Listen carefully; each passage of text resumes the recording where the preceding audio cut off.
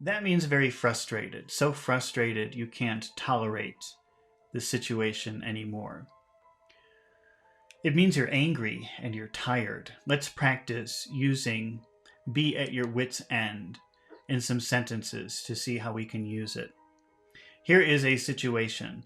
John and Mary just had a new baby, and they were very happy, but there was one big problem. Every night, the baby would cry very loudly. Now, at first, they could tolerate it because they were so happy to have a new baby. But after 2 or 3 months, it became more difficult to tolerate it.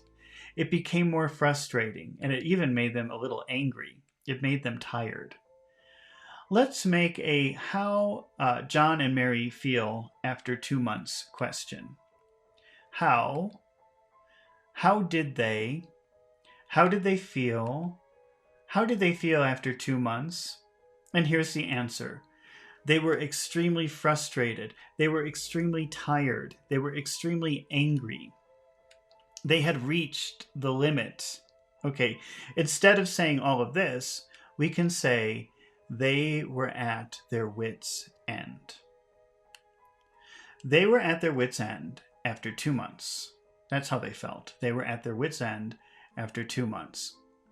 Let's try another example using this phrase, to be at your wits' end. Here is another situation. John has an old car. It is very unreliable. So unreliable, that means you can't depend on it. It's not a car that works very well. It always breaks, it always stops. It always has a problem, and it almost never works. But it's the only car that he has. But he's getting very tired and frustrated and angry dealing with this car every day. He's about to explode.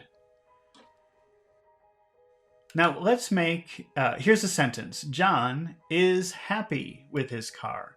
John is happy with his car. How will you ask a yes/no question with this sentence? John is happy with his car. Is John happy? Is John happy with his car? Is he happy with his car? How will you answer no to that question? No.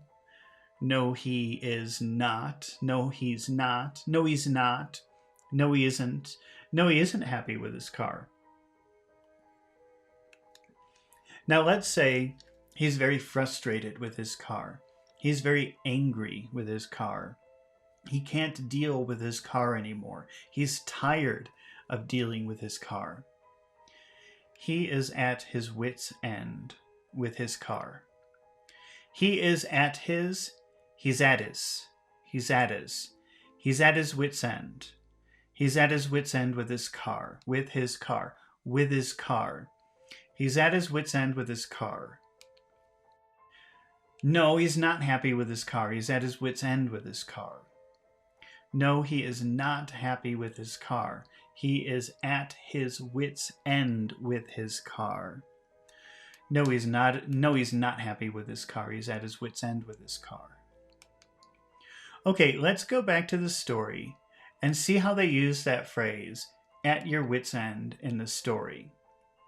When they had arrived at the house Bill had specially constructed for their married life, now, of course, we know that Bill hates glass, anything that reflects or anything that gives a reflection. So we can imagine maybe the house doesn't have windows. So imagine when the new bride, the new wife, sees the house with no windows. She's probably very angry. So when Jane saw the house, she was at her wits' end. She couldn't tolerate any more of his craziness. She was at his wits' end.